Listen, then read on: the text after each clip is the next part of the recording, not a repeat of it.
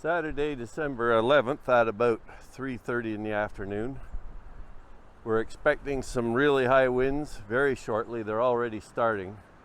They're supposed to get up to 50 to 90 kilometers an hour later this afternoon and probably any time now.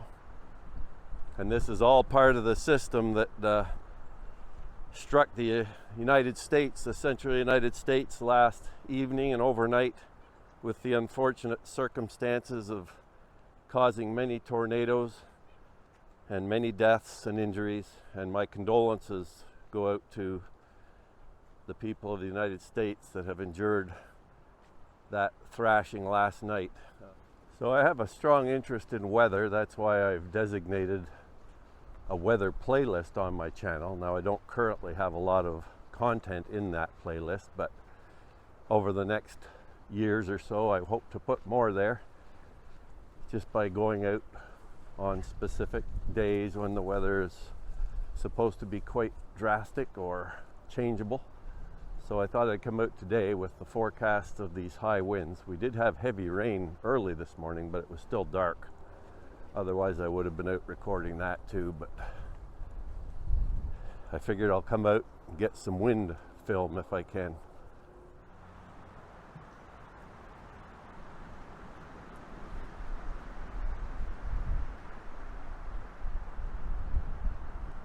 Skies are getting darker towards the southwest. I think there's a potential for some more rain or even a thunderstorm shortly, according to the radar, but hopefully you can hear the wind in the trees. It is picking up pretty strongly.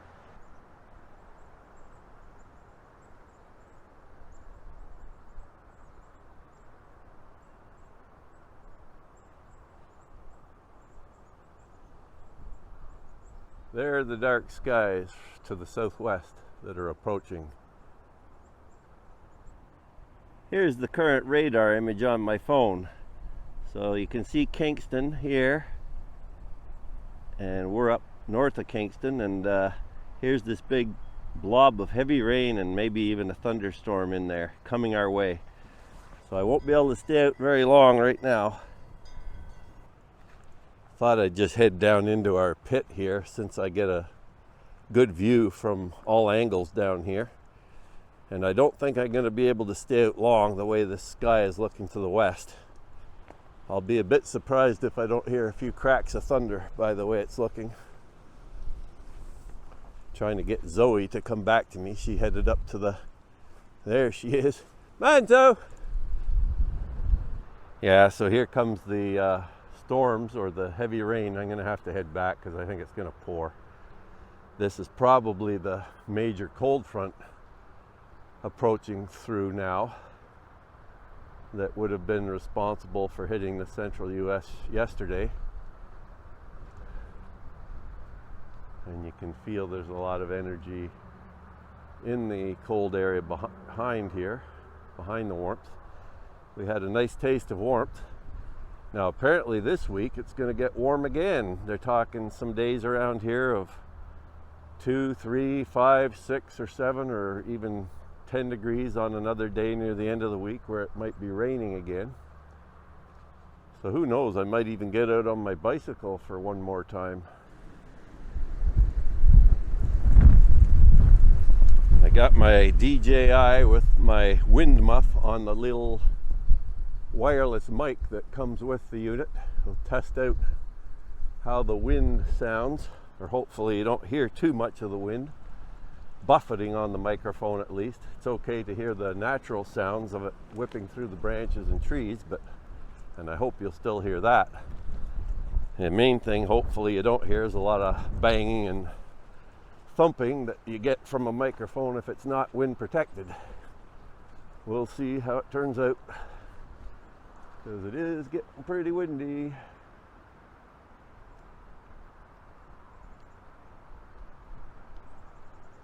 And it's starting to rain. Haven't heard any thunder yet, but I'll be a bit surprised if I don't. Here's my wind chime I got when we visited Maine a number of years ago. We got this at Acadia National Park, where they were selling these triangular shaped wind chimes, replicating some of the offshore weather or sea warning buoys that they have down there that rock in the waves and have a nice ringing sound to them. Okay, it's starting to rain harder. I'm going to have to head in because this little camera is not waterproof and I don't want it to get destroyed, and I think it's going to be pouring secondarily, so I'll maybe get some film from inside the house. So here we are looking south from the house. Horses are running into the barn area. They sense the storm coming, I think, or perhaps just the rain hitting them. I think the winds are going to get really strong when this front goes by. They have the hardest ones predicted from 4 till 6, so we'll see if that really happens or not. They're already pretty strong, probably 50 to 60 k. They're not howling yet though, like they can sometimes. I feel a little sheepish talking about the winds here after seeing what the people of Kentucky and Tennessee and Illinois and all those places went through last night. I mean, this is nothing compared to that, obviously, but that last little segment I recorded without the accessory mic, so it might be a little wind prone. I've got it on again now. The rain's coming harder. The latest radar image showed the heaviest rain going south of here, so we're just on the north edge of it, so we may not get hit very hard by the rain. Diane's gone out to bring the horses in.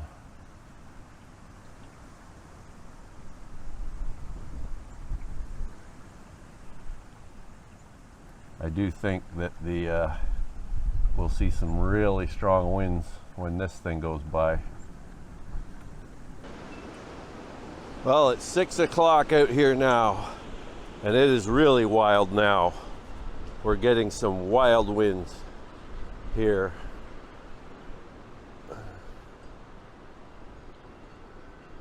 They're at least 80 to 90 kilometers an hour, I would say.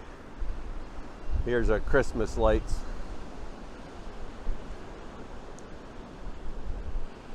Not a lot of light out here to see anything, I guess, but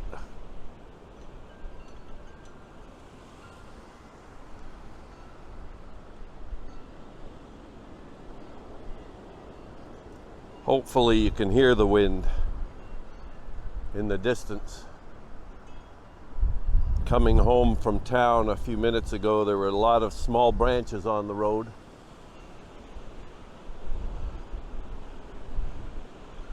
One gust in the living room sounded like it was going to break down our window pane, but it didn't somehow.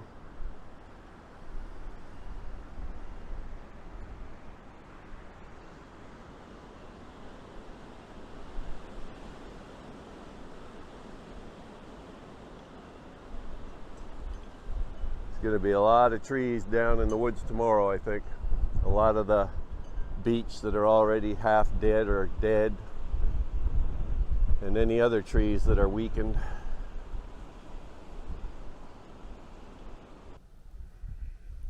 Well, it's Sunday morning, the next day, this Sunday the 12th, and I'm out to inspect damage from last night's winds.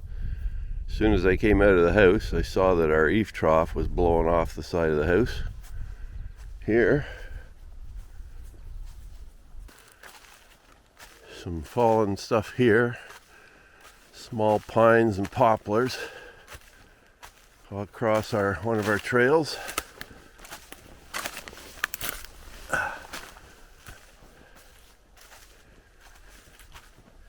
Oh, a few more hop hornbeam knocked over here. I'll have to saw off the trail. There's a beech tree here that's had a couple of its tops broken off. The tree is over in this direction, and you can see it's been just recently broken off. That's pure white at the top. There's a couple of tops sitting down in here. And there's one of them is partly now on across the trail. The branches here, as you can see. You certainly wouldn't have wanted to have been out in the woods last night, because there would have been things falling down everywhere. This here is new too. This was not here yesterday. It's just a rotten old red pine, but there's a lot of stuff down. And that wind was howling for 5 hours last evening, from the time we got home at about 6 till I went to bed. A few times it sounded like it was going to break our window. Yeah, here's part of a poplar top that blew off from up here and came down upon our trail heading around the fields. So I'll have to come out and cut this one up or drag it off or something. Work never ends here. Work never ends.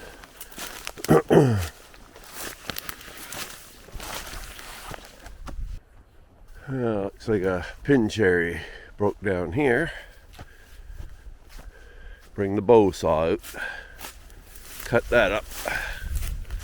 So nothing too major on the trails so far. Lots of small twigs and branches that I have to clear off. Now I have seen bigger trees down in the woods itself, and I'm sure there's lots of them after that wind, but right now I was just assessing how many might be laying right across our trails, and luckily haven't found anything too horrendous yet. Now here's a somewhat larger tree, a poplar that's been snapped off halfway up, and it's on one of my trails. So there's one fairly large tree. It's not too big, but require a bit of chainsaw work. Here's a poplar that came down across the fence in our riding ring. Luckily it missed hitting my birdhouse here. I'll have to get out here and saw the end of it off at least, just so it's not sticking into the riding ring. Here's an old pine that's been dead for some time out behind the barn, and I've been wondering when it was going to fall down, and it finally did last night. It does cross a trail that we use part-time through here, but it's not a major use trail, but I guess it'll have to be cut up too if we want to keep using that little trail connector. One of our medium-sized hemlocks has broken off on one of our main trails here. I didn't see this one yesterday because I didn't come up this trail, I guess. So that's right across one of our main trails. So that'll have to be cleared out.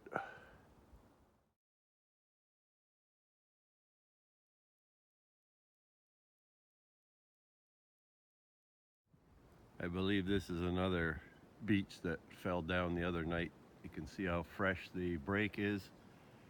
No signs of aging at all. This is a fairly big beech. And I don't remember seeing this one on the ground or off the trail here, and there's a lot of these falling down in the woods, but this looks fresh. Another couple here that I suspect were from the other night. Again, looking very fresh. And I don't remember seeing these from the trail before, so probably a result of those high winds Saturday night. You can see the top here is just broken off and landed beside the main trunk, leaning on another beech. And then this one over here snapped and leaning up on one of our big hemlocks. So these are the type they call the widow makers, because if you try sawing these down, you can run into different problems of them collapsing on your head. Yes, this is definitely all new fall here, because we're standing on a trail, believe it or not, that heads off this way into the woods. So these are all the tops that broke off the tree as it fell.